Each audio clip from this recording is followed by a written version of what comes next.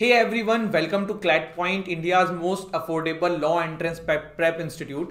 और अगर आप लोग CLAT AILET DULLB LLM NLS SET and other law entrance test की तैयारी कर रहे हैं तो ये सेशन आपके लिए बहुत इंपॉर्टेंट है। चलिए फिर शुरुआत करते हैं, आगे बढ़ते हैं। सबसे पहले देखिए आज का जो क्विज का क्वेश्चन है आप लोगों के लिए वो है right to pollution free environment comes under. जो पॉल्यूशन फ्री एनवायरनमेंट का राइट है आपके पास वो कौन से आर्टिकल के अंदर में आता है, जरूर बताइएगा हमें कमेंट सेक्शन में। अब देखिए अभी ट्विटर पे काफ़ी एक बड़ी चीज़ जो है वो न्यूज़ में है तो थोड़ा सा इसको डिस्कस कर लेते हैं। हुंडई पाकिस्तान को काफ़ी ट्विटर पे अभी बाइकॉट हुंडई पाकिस्तान ऐसा इंडिया में चल रहा है, तो ऐसा क्यों हो रहा है? एक्चुअली देखिए जो पाकिस्तान की हुंडई है और भारत की हुंडई है, ये दोनों ही कंपनी अपने अपने देश में काफ़ी ज़्यादा गाड़ियों को सेल करती हैं। भारत में तो टॉप 2 में आई थिंक हुंडई होगी जो गाड़ियाँ सेल करती हैं। तो पाकिस्तान की हुंडई ने एक ट्वीट किया, एक फेसबुक पे पोस्ट किया जिसमें कश्मीर को उन्होंने काइंड ऑफ पाकिस्तान के सपोर्ट में स्टेटमेंट्स लिखी हैं, और जिसके चलते हुए भारत में एक अभी एक ट्रेंड चल रहा है ट्विटर पे कि बाइकॉट हुंडई। क्योंकि ऐसा नहीं है कि पाकिस्तान की हुंडई कोई एक अलग एंटिटी है या भारत की हुंडई कोई एक अलग एंटिटी है। ऑफकोर्स वहाँ पे गवर्न कोई और कर रहा है, यहाँ पे गवर्न कोई और कर रहा है, बट इन द एंड ये इस तरीके की statement from Hyundai company overall जो एक इंटरनेशनल ब्रांड है नहीं आना चाहिए था। और अब ये आया है तो देखते हैं इसमें आगे कितना क्या बवाल होता है। अब आज के एडिटोरियल्स देखते हैं जो हमको डिस्कस करना है। एक यहाँ पे देखिए हिजाब रो करके आर्टिकल आया हुआ है, क्या है बेसिकली देखिए ये अभी कर्नाटका के अंदर देखने को मिला है कि स्कूल्स के अंदर गर्ल्स को हिजाब पहनना अलाउ नहीं किया जा रहा था, जिसकी वजह से काफ़ी कंट्रोवर्सी हो रही है। और आपको पता है हमारे पास फंडामेंटल राइट है रिलीजन वाला, जिसमें आप अपने तरीके से अपने रिलीजन को प्रीच कर सकते हो, आप अपने तरीके से अपनी जो भी आपके फेथ है उसको अपना सकते हो। तो ये आर्टिकल यहाँ पे इससे रिगार्डिंग है। यहाँ पे India's return to Central Asia एक ये आर्टिकल आया हुआ है, Central Asian countries and India के बीच में जो रिलेशन है उनसे रिलेटेड। फिर यहाँ पे आया है न्यू फॉर्म ऑफ अनटचेबिलिटी, और फिर एक यहाँ पे आर्टिकल आया है डिजिटल हेल्थ डेटा कार्ड के बारे में। यहाँ पे एक टेररिस्ट की मृत्यु हो गई उससे रिलेटेड आर्टिकल है, और फिक्सिंग फ्रीक्वेंसी फर्स्ट ये आपके लिए इंपॉर्टेंट आर्टिकल नहीं है। तो चलिए फिर डिस्कस करते हैं आर्टिकल्स को। सबसे पहले थोड़ा सा अनटचेबिलिटी के बारे में जान लेते हैं, क्योंकि अभी न्यूज़ यहाँ पे एक एडिटोरियल था, कुछ एज सच आपको यहाँ से नहीं पढ़ना है, अनटचेबिलिटी के बारे में थोड़ा सा जान लो। आर्टिकल 17 जो है हमारे कॉन्स्टिट्यूशन का वो अबॉलिश करता है अनटचेबिलिटी को। हमारे देश के जो कॉन्स्टिट्यूशन मेकर्स थे, हमारी कॉन्स्टिट्यूंट असेंबली थी, उनके दिमाग में ये बात बहुत क्लियर थी, और जो कि एक्चुअल में उस समय की सोसाइटी में था। इवन आज भी बहुत पार्ट्स ऑफ इंडिया में अनटचेबिलिटी की प्रैक्टिस जो है वो चल रही है। तो आर्टिकल 17 अनटचेबिलिटी को अबॉलिश करता है, और इसको कोई भी करता है तो उसको फिर पनिशमेंट का भी इसमें प्रोविजन है। फंडामेंटल राइट का वायलेशन है अगर आपके साथ कोई भी अनटचेबिलिटी करता है। एंशिएंट टाइम में हमारे देश में देखिए क्या होता था कि वर्गों में डिवाइड कर रखी थी चीज़ों को, ब्राह्मण, क्षत्रिय, वैश्य, शूद्राज एंड देन अनटचेबल्स, और ये इनकी हायरार्की होती थी। और इसी को ख़त्म करने के लिए हमारे देश में आर्टिकल 17 को कॉन्स्टिट्यूएंट असेंबली ने इंक्लूड किया था। ऐसा नहीं है कि सिर्फ कॉन्स्टिट्यूशन में ही प्रोविज़न है, इसके अलावा भी काफ़ी सारे प्रोविजंस जो हैं समय समय पर सरकार ने बनाए हैं, जैसे कि SC/ST जो एक्ट है, प्रिवेंशन ऑफ एट्रोसिटीज़ एक्ट 1989, एक ये हो गया। एक है Maharashtra protection of people from social boycott prevention provision and redressal act 2016। तो ये कुछ और भी इस तरीके के एक्ट जो हैं हमारे देश में आ चुके हैं। अब एक आर्टिकल आया है India's return to Central Asia. देखो पहले तो ये जानो कि सेंट्रल एशिया कंट्री इतनी न्यूज़ में क्यों है।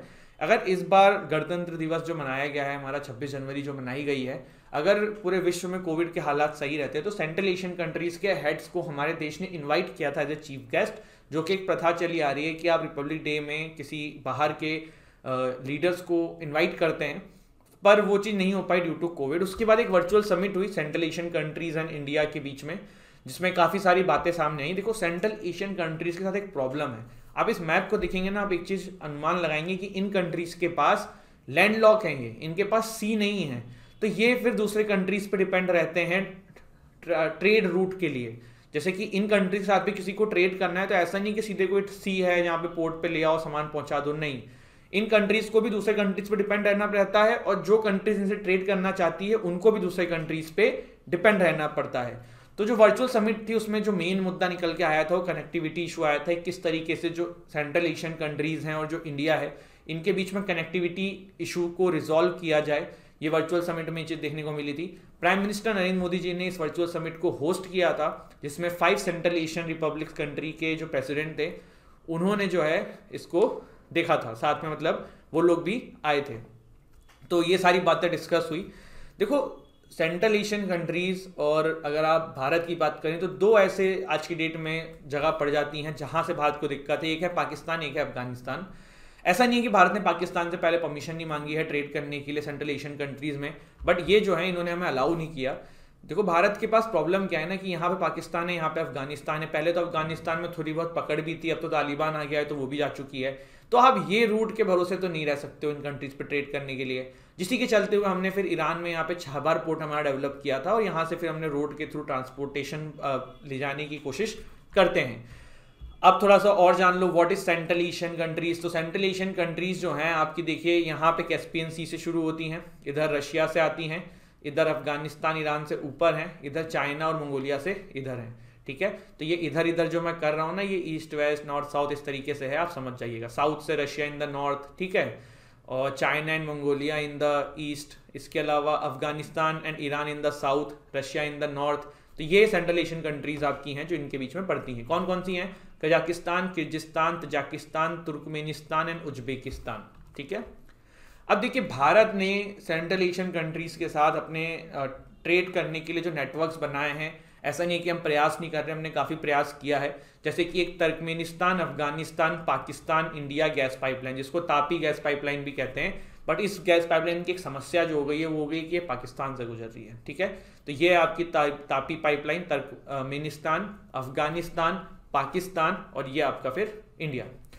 इसके अलावा देखिए development of Iran Chabahar port, हमने यहाँ पे देखिए छाबार पोर्ट का डेवलपमेंट किया है। क्यों कर रहे हैं हम छाबार पोर्ट का डेवलपमेंट? क्योंकि हम चाहते हैं कि यहाँ तक हमारे मस्त शिप से सामान पहुंचे इस रूट के थ्रू और फिर यहाँ से हम आराम से अपना ट्रेड कर सकें इन सेंट्रल एशियन कंट्रीज में।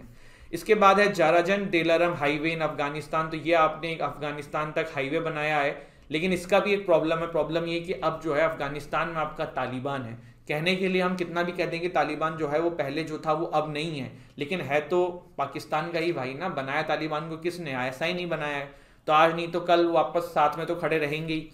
फिर देखिए क्या है, INSTC international north south transit corridor. ये क्या है? ये one of the most important point है इसका, जो आपको पता होना चाहिए, एग्जाम में काफी आता है।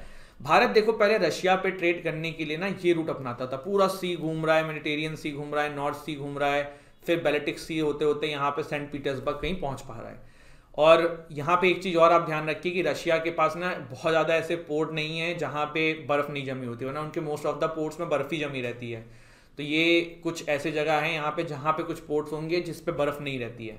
अब देखिए क्या है कि भारत ने इसको शॉर्ट रूट निकालने के लिए भारत एंड आपका रशिया जो है साथ आया और इसका नाम रखा नॉर्थ साउथ ट्रांसपोर्ट कॉरिडोर, जो कि भारत से ईरान आता था, ईरान से बाकू, बाकू से अस्त्राखान, अस्त्राखान से मॉस्को, मॉस्को से सेंट पीटर्सबर्ग। पहले ये इंडिया और रशिया के बीच में था, बाकी फिर सेंट्रल एशियन कंट्रीज ने भी विद टाइम इसमें अपना पार्टिसिपेशन कर लिया। तो 2000 में इंडिया, ईरान एंड रशिया ने एग्रीड किया एक नए रूट बनाने के लिए फॉर ट्रेड, जिसको बाद में इंस्टेक के नाम से जाना जाता है। 2002 में इस पैक्ट को रेटिफाइड किया गया। 2003 तक इंडिया और ईरान ने इसमें काफ़ी सारा डेवलपमेंट बताया। छाबार पोर्ट इधर डेवलप शुरू हो गया, क्योंकि यहाँ पे देखिए जो ये रूट है इसका पूरा का पूरा स्टार्टिंग जो है वो लिंक जो है वो छाबार पोर्ट से ही है, क्योंकि भारत जो है यहाँ पे डिपेंडेंसी पूरी की पूरी छाबार पोर्ट ईरान पे है। तो ये सारी चीज़ें हैं। अब इसमें बाद में और कंट्रीज भी इसमें सारी जुड़ गई जो इस रूट पे पड़ती हैं। कुछ हर्डल्स हैं, जैसे कि पाकिस्तान बगल में है, अफगानिस्तान बगल में है। एक हर्डल सबसे बड़ी ये है कि ईरान के ऊपर देखिए यूएस ने सैंक्शन लगाया हुआ है, और यूएस में जब डोनाल्ड ट्रंप थे तो उन्होंने भारत पे प्रेशर दिया था कि आप ईरान से ट्रेड कम करिए। तो हम उस प्रेशर से पहले ईरान से सेकंड नंबर पे क्रूड ऑयल को इंपोर्ट करते थे, खरीदते थे। लेकिन जब यूएस ने प्रेशर लगाया तो हमने खरीदना तो कम, मतलब बंद नहीं किया, लेकिन काफ़ी कम कर दिया था। ईरान आपसे खुश भी नहीं था इस चक्कर में, और छाबार पोर्ट पे फिर काफ़ी सारी चीज़ें देखने को मिली। ईरान ने अपनी एक्टिविटीज़ इंडिया की जो है वो कम कर दी थी। तो ये एक हर्डल है सबसे बड़ा। इसके बाद ईरान अफगानिस्तान बाईपास रूट, आपने भैया सारी जो रोड बनाई हैं वो अफगानिस्तान पे डिपेंडेंसी पे बनाई हैं, क्योंकि उस समय वहाँ पे तालिबान नहीं था। अब वहाँ पे तालिबान है, बगल में है, इन सेंट्रल एशियन कंट्रीज़ के भी, इन ट्रांसपोर्ट रूट्स के भी। इवन आपने अफगानिस्तान में इतना ज़्यादा जो डेवलपमेंट किया है आज की डेट में सब तालिबान के अंडर में, तो ये एक समस्या का विषय है। सेंट्रल एशियन कंट्री भारत के लिए देखो काफ़ी इंपॉर्टेंट है। हम देखिए न्यूक्लियर पावर प्लांट हम इतने सारे चलाते हैं, उसके लिए यूरेनियम चाहिए। यूरेनियम सेंट्रल एशियन कंट्री से ज़्यादा कहीं नहीं मिलता है। तो फॉसिल फ्यूल रिच हैं, मिनरल रिच हैं, बड़ी मार्केट है भारत के लिए। टेररिज्म से लड़ने के लिए बहुत ज़रूरी है, क्योंकि बगल में पाकिस्तान अफगानिस्तान है। अगर सेंट्रल एशियन कंट्रीज़ का आपको सपोर्ट रहेगा तो कल को अगर वॉर लाइक सिचुएशन होती है तो पीछे से भी आपके पास सपोर्ट रहेगा, और इधर से तो भारत है ही है। तो दिस इज़ इट, ये वाला हमारा आर्टिकल था। अब आगे बढ़ेंगे। उससे पहले अगर आप लोग क्लैट की तैयारी कर रहे हैं, आपको 2022 में क्लैट देना है, तो हमारा क्रैश कोर्स आपके लिए है। आप 2023 में क्लैट देना चाहते हैं तो आप हमारा क्रैश कोर्स आपके लिए। आप क्लैट के मॉक्स हमसे ले सकते हैं। अगर आप एलिट की तैयारी कर रहे हैं तो आप हमारे मॉक्स परचेस कर सकते हैं। If you are preparing for NLS 3 year law तो उसका हमारा 2022 का बैच भी चल रहा है, 2023 का बैच भी चल रहा है। NLS के मॉक भी आपके पास हैं। इन कोर्सेज की सबसे अच्छी जो खासियत है वो ये कि आप इसमें से कुछ में भी लेंगे, चाहे आप मॉक टेस्ट लें, चाहे आप हमारा कोर्स लें, आपको डेली बेसिस पे आंसर राइटिंग प्रैक्टिस भी कराई जाएगी जो NLS पेपर में आती है। फिर क्या है, क्लैट PG का 2023 में आपको देना है तो उसका हमारा बैच चल रहा है। 2022 का क्रैश कोर्स चल रहा है। क्लैट PG के मॉक आप हमसे ले सकते हो। DU LLB का हमारा बैच चल रहा है। DU LLB के मॉक्स आप हमसे ले सकते हो। करना क्या है, डिस्क्रिप्शन में जाना है, हमारे ऐप का लिंक है, वहाँ से स्टोर सेक्शन में जाना है और इन कोर्सेज में इनरोल कर लेना है। एक चीज़ और है कि अगर हमारे कोर्सेज आप लेते हैं तो आपको एक जो स्पेशल फ़ायदा मिलता है वो ये होता है कि आपको एक पर्सनल मेंटर अपॉइंट होता है हमारी टीम की तरफ से, और वो आपको 24/7 जो है रेगुलेट करता है, देखता है, आपको गाइड करता है, कोई भी दिक्कत होती है आपसे बात करता है। तो ये चीज़ें जो हैं ये एक स्पेशलिटी है क्लैट पॉइंट की। अब देखिए यहाँ पे एक आर्टिकल आया है, weighing in on A health data retention plan. तो इस पूरे आर्टिकल का जो समराइज वे है ना वो ये है कि अभी देखिए प्राइम मिनिस्टर मोदी जी जो हैं वो डिजिटल हेल्थ ID कार्ड के ऊपर काफ़ी फोकस कर रहे हैं। तो डिजिटल हेल्थ ID कार्ड है क्या, इसको देखो बहुत बेसिक तरीके से मैं आपको समझाऊं। इसको आप ऐसे समझिए कि एक आदमी है, वो एक अस्पताल जा रहा है, ठीक है, फिर कुछ महीने बाद वो दूसरे अस्पताल जा रहा है किसी और बीमारी को लेके, 1 साल बाद वो फिर किसी और अस्पताल जा रहा है किसी और बीमारी को लेके। अब जब भी आप अलग अलग हॉस्पिटल जाते हो, डॉक्टर आपसे आपकी हिस्ट्री पूछता है, उस इंसान को सब बताना पड़ता है, कभी कभी वो भूल भी जाता है। तो गवर्नमेंट ये डिजिटल हेल्थ ID कार्ड के थ्रू ये करना चाह रही है कि एक आदमी का पूरा मेडिकल हिस्ट्री जो है वो उस कार्ड में समराइज हो। तो जब भी ये कार्ड लेके आप कहीं भी जाओगे, डॉक्टर के पास आपकी पूरी हिस्ट्री आ जाएगी। तो ये डिजिटल हेल्थ ID कार्ड है कि आपके पास आपका पूरा रिकॉर्ड हो हेल्थ का भी, कि कब कब क्या क्या चीज़ें हुई और सारी इसमें मेंशन हो। अब इसका देखिए जो क्रिटिसिज्म हो रहा है वो ये हो रहा है कि भैया ये फंडामेंटल राइट जो प्रिवेसी का है उसको वायलेट कर रहा है। देखो KS पुट्टास्वामी केस जब आया था तब फंडामेंटल राइट को में डाल दिया गया था राइट टू प्रिवेसी को भी। सुप्रीम कोर्ट ने अपना 1960 का एक जजमेंट था, उस केस का नाम है खरक सिंह केस। सुप्रीम कोर्ट ने 1960 में कहा था कि राइट टू प्रिवेसी जो है फंडामेंटल राइट नहीं है, लेकिन 2018 में यहाँ पे ये आया right to privacy as a fundamental right in KS Puttaswamy case, जिसके बाद से ये चीज़ सामने है कि भैया प्रिवेसी का राइट जो है फंडामेंटल राइट है। अब आपका जो डेटा है वो सरकार के हाथ में है कि भैया आपको क्या बीमारी है, कल को वो डेटा बेच भी दिया जा सकता है, कल को वो किसी और को पता पड़ जाए, डॉक्टर को पता पड़ जाए आपकी पूरी हिस्ट्री, तो ये आपकी प्रिवेसी का वायलेशन है, इसलिए इसका क्रिटिसिज्म भी होता है। इस तरीके के पहलू देखिए, तो ये चीज़ें यहाँ पे हैं। और देखिए होता है बहुत बार लोग नहीं चाहते हैं कि उनको क्या बीमारी है वो सबको पता पड़े। तो ये जो कार्ड होता है ना, इसमें देखो एक बहुत बड़ी एक समस्या है, ये होता है कि इन डेटास को लोग बेचते हैं और पैसा मिलता है। आज की डेट में सबसे ज़्यादा जो कीमत है ना वो डेटा की है। आप जितने कहीं पे भी आप देखो, आप कभी आपने बैंक की कोई वेबसाइट विजिट करी होगी, अपना नंबर डाला होगा, आपको 10 बैंकों के कॉल आने लग जाते हैं, इंश्योरेंस के कॉल आने लग जाते हैं। आप कभी क्रेडिट कार्ड के लिए कहीं अप्लाई करते हो तो एक जगह अप्लाई करते हो 50 जगह से कॉल आते हैं। सब क्या होता है, आपने कहीं पे अपना डेटा, मोबाइल नंबर, नाम हम डाला, वो डेटा आपका बेच दिया गया, तो भैया आपको कॉल आने लग जाते हैं। तो ये डेटा के साथ एक समस्या है और इसीलिए इसका कारण भी क्रिटिसिज्म भी हो रहा है। बड़े से कुछ फ़ायदे भी हैं, वो ये हैं कि आपके इलाज में काफ़ी प्रोफिशिएंसी आ जाएगी, समय बचेगा और आपका पूरा रिकॉर्ड, आपको भी भूल जाते हैं बचपन से लेके अब तक क्या क्या बीमारी हुई है, वो सारी चीज़ें वहाँ पे रहेंगी। तो ये एक अच्छी भी चीज़ है, ठीक है। अब देखिए एक आर्टिकल आया है डेथ ऑफ अ टेररिस्ट। ये क्या है, अबू इब्राहिम अल हाशमी अल कुरैशी जो हैं ये इस्लामिक स्टेट के लीडर हैं। इनको जो है अमेरिकन फोर्स ने चारों तरफ से घेर लिया था और जिसके चलते हुए फिर इन्होंने सुसाइड कर ली। खुद तो सुसाइड करी, अपने फैमिली को भी मार डाला, अपनी वाइफ को मार दिया, अपने बच्चों को मार दिया। तो ये यहाँ पे एडिटोरियल आया था। अब इसमें एडिटोरियल में ये कहा जा रहा है कि अब इस्लामिक स्टेट जो है ना वो विदाउट ए कैलिफेट हो चुका है। कैलिफेट का मतलब वोकेबुलरी डाल लो, लीडर, ठीक है, जो हेड होता है वो नहीं है, कोई है ही नहीं अब, क्योंकि इनको मार डाला गया है। तो राइटर ये बोल रहे हैं कि लोगों को ना इस चीज़ को बहुत ज़्यादा फॉर ग्रांटेड नहीं लेना चाहिए। देखिए 2014 के पहले ना ISIS ने बहुत ज़्यादा पकड़ बना ली थी, इस्लामिक स्टेट ने बहुत पकड़ बना ली थी, तब पूरी वेस्टर्न कंट्रीज ने इकट्ठा होकर इनको ख़त्म किया, लेकिन ये ख़त्म नहीं हुए, कहीं ना कहीं थोड़े थोड़े लोग थे। फिर आज की डेट में अगर आप ये सोचो कि खलीफेट आपने मार दिया इनका और चीज़ें ख़त्म हो गई, तो नहीं। राइटर बोलते हैं कि देखो जो आइडियोलॉजी है ना आप उसे ख़त्म नहीं कर सकते हो, आप इंसान ख़त्म कर सकते हो। और ये ना एक आइडियोलॉजी चल रही है। आपने कसाब का इंटरव्यू देखा होगा, कसाब के बारे में पढ़ा होगा, मूवी देखी होगी, तो आपने देखा था किस तरीके से कसाब जो है उस चीज़ को डिफेंड कर रहे थे कि मुझे जन्नत मिलेगी। तो ये दिमाग में डाल दिया जाता है कि भैया इन सब चीज़ों को करने से बहुत फ़ायदा है, बहुत अच्छा है। तो ये एक आइडियोलॉजी है, और ये जो है ये ख़त्म करने के लिए आपको जागरूकता लानी होगी, एजुकेशन बढ़ाना होगा, और जिन जगहों से ये रिक्रूटमेंट होती है वहाँ पे प्रॉपर फैसिलिटीज़ प्रोवाइड करनी होगी। बहुत बार ना लोग इन सब चीज़ों में इसलिए भी चले जाते हैं कि इतनी गरीबी से परेशान रहते हैं, खाने पीने को पैसे नहीं रहते हैं, और फिर यहाँ पे जाते हैं, रिक्रूट हो जाते हैं, फिर लगता है खाना पीना सब मिल रहा है, चलो ठीक है। तो ये चीज़ें हैं। अब आगे देखिए, न्यूज़ देख लेते हैं कुछ आज की। Channi is CM face of Congress in Punjab. तो ये सारी बातों को खत्म करते हुए सिद्धू जी नहीं, अब छन्नी जी जो हैं, जो अभी वहाँ पे चीफ मिनिस्टर हैं, वही नेक्स्ट फेज भी हैं। फिर अभी हमारे नाइटेंगल जी जो हैं, बहुत ही दुखद एक घटना है कि लता मंगेशकर जी की कल देहांत हो गया, एंड शी वॉज 92, और 2 दिन का नेशनल मोर्निंग भी सेंट्रल गवर्नमेंट ने इनके लिए अनाउंस किया है। इसके बाद centre to tweak no build zone around monuments. अब इसको थोड़ा ध्यान से सुनना। देखिए, अभी हमारे देश में एक एक्ट है जिसका नाम है ancient monuments and archaeological sites remains act 1958। ये एक्ट ये बात कहता है कि 100 मीटर के रेंज के अंदर किसी भी मॉन्यूमेंट के आप कंस्ट्रक्शन नहीं कर सकते हो। फिर से मैं बोलूंगा, 100 मीटर के रेंज के अंदर आप किसी मॉन्यूमेंट की कंस्ट्रक्शन नहीं कर सकते हो, एंड 300 मीटर के अंदर अगर आपको कंस्ट्रक्शन करना है तो प्रॉपर परमिशन लेनी होगी, ठीक है। इसकी वजह से क्या हो रहा था कि जो ये मॉन्यूमेंट्स के जगहें थे, इनके आसपास के एरिया में डेवलपमेंट नहीं हो पा रहा था। तो सेंट्रल गवर्नमेंट ने इसका जो सेक्शन 20A है इस एक्ट का, इसमें अमेंडमेंट करने के लिए तैयार हो गए हैं, और इन्होंने ये कहा है कि एक प्रॉपर कमेटी बनेगी, अगर वो डिसाइड करेगी तो ये जो मॉन्यूमेंट्स के 100 मीटर के रेंज में भी अगर कुछ कंस्ट्रक्शन करना है तो अलाउ करा जाएगा। तो ये सारी चीज़ें हैं। मॉन्यूमेंट्स लाइक कुतुब, आपका शाही टॉम्स हो गया, ताजमहल हो गया, लाल किला हो गया, तो इस तरीके की चीज़ें, ठीक है। इसके बाद है Tripura's Bru people will resettled by March says minister. ये सब बिल्कुल दिमाग से हटाओ, पहले जानो ब्रू कम्युनिटी होती क्या है।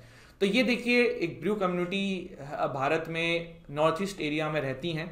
ये वैसे तो इनका अगर आप देखें कि कहाँ से ये हैं, तो एक्चुअली में ये लोग मिजोरम से हैं, बट मिजोरम से जो है इनको भगा दिया गया था जब वहाँ के जो लोग हैं वो इनको नहीं मानते थे कि ये वहाँ के हैं। तो 1997 में एथनिक क्लैश हुआ, एंड करीबन 37,000 ब्रू जो हैं वो भाग आए मिजोरम से, ठीक है। और वो कहाँ पे चले गए? त्रिपुरा में आके बस गए। इसके बाद क्या हुआ, त्रिपुरा में बसे तो कुछ लोग त्रिपुरा के आसपास एरिया में चले गए, बट मोस्टली जो हैं वो त्रिपुरा में थे। फिर क्या हुआ, 2018 से पहले ना यहाँ पे ये चीज़ें हुई कि ठीक है, ये जो कम्युनिटी हैं ये भारत में रह रही हैं, और सरकार ने कहा कि इनको हम वापस मिजोरम भेजेंगे, ये लोग हमारे देश में नहीं रहेंगे और रीसेटलमेंट करेंगे, और एक एग्रीमेंट हुआ सरकार एंड ब्रू कम्युनिटी के बीच में।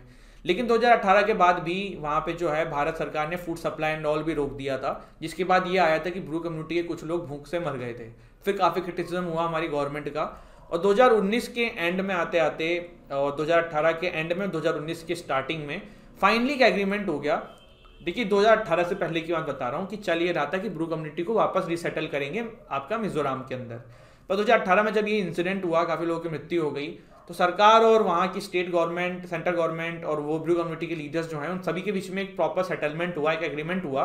अब ये हुआ कि आपको है ना वापस नहीं भेज रहे हम, ठीक है, आपका वहाँ भी कोई एग्जिस्टेंस अब नहीं है, आप लोग वहाँ से आ चुके हैं।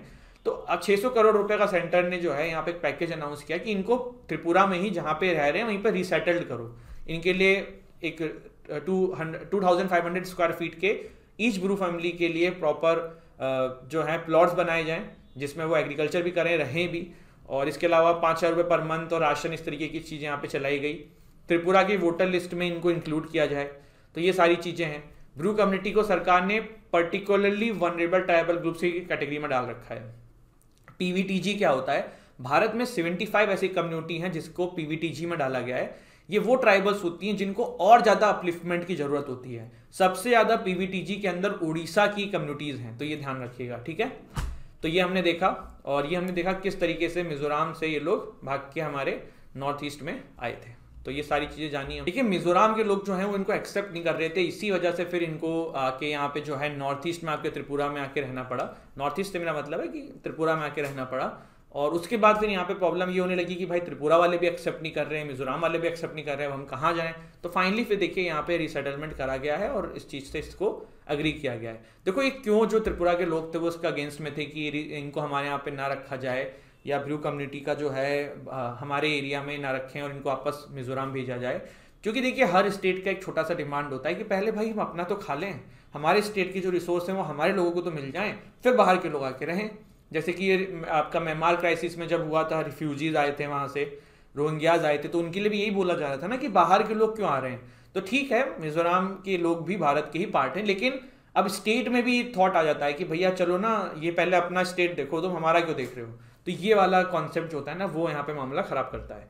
इसके बाद देखिए क्या है, Satkosia making fresh attempt to become a suitable tiger habitant. तो जो देखिए आपका सतोकिया टाइगर रिजर्व है उड़ीसा के अंदर, तो वो वापस से इस कंडीशन को क्रिएट करने की कोशिश कर रहा है जहां पे टाइगर हैबिटेंट को वो रखा जा सके। भारत के अंदर सबसे ज़्यादा टाइगर जो है मध्य प्रदेश में है, टाइगर स्टेट ऑफ इंडिया जो है मध्य प्रदेश कहलाता है। सेकंड नंबर पे आपके कर्नाटका में है, और फिर उत्तराखंड में देखने को मिलते हैं, और इस तरीके से और भी आंकड़े हैं। भारत में सेंसस टाइगर को लेकर 4 बार हो चुके हैं, 2006, 2010, 2014, 2018, अब 2022 में होगा। Rare insect sighted in Seychelles. देखिए क्या हुआ, ड्रैगन फ्लाई की एक नई प्रजाति है ब्लैक पर्चर, ये वेस्टर्न कंट्रीज में देखी जाती थी, भारत में पहली बार मिली है।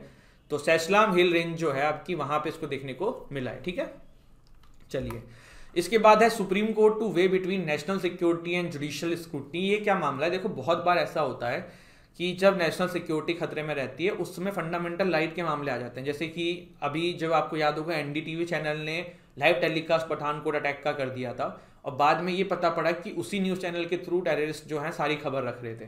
तो पर उन्होंने बोला भाई हमारा fundamental right to speech and expression है, हम तो दिखाएंगे।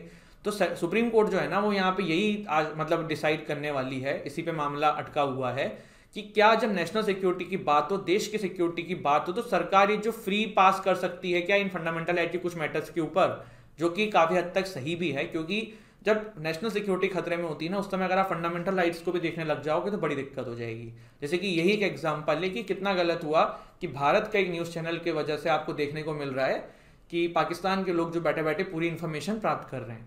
अब ऐसा नहीं कि यहाँ पे सिर्फ एक बार ऐसा हुआ है, बहुत बार ऐसा होता है कि सरकार मतलब कुछ सिक्योरिटी के लिए कुछ करने की कोशिश करती है, पर न्यूज़ चैनल जो हैं उसको पूरे को दिखा देते हैं। तो ये बहुत बार ऐसी चीज़ें होती हैं, तो इसी पे ये मामला अटका हुआ है। फिर क्या है, Russia 70% combat ready for invasion. US ने यहाँ पे ये बोला है कि रशिया ने 70% तक तैयारी कर ली है यूक्रेन के ऊपर अटैक करने के लिए, और अगर इस तरीके की सिचुएशन हो जाती है ना तो फिर एक नया वॉर आप देख सकते हो पूरे विश्व के अंदर। फिर क्या है, China Pakistan hit out at unilateral Kashmir moves. तो यहाँ पे इनके पास कुछ काम तो है नहीं, ये इमरान खान है, यहाँ पे ये आपके जी जिनपिंग साहब हैं, लगे हुए हैं दोनों लोग।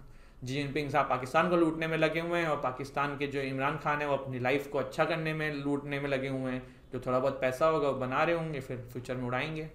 North Korea is continuing its nuclear programs. UN ने ऐसा बोला है कि नॉर्थ कोरिया जो है जबरदस्त तरीके से न्यूक्लियर प्रोग्राम्स अपना कंटिन्यू कर रहा है। पता नहीं क्यों करते हैं, क्या करते हैं, ऑलरेडी इतना इन्होंने इस मामले के अंदर जो है काफ़ी रिसर्च करी है, काफ़ी सारे बॉम्ब्स बना रखे हैं, काफ़ी सारे मिसाइल्स बना रखे हैं, लेकिन नहीं मान रहे हैं। Canada protest against Covid कब्स gain steam. ये ठीक है, छोटी सी एक न्यूज़ है, आपके काम की वैसे नहीं है।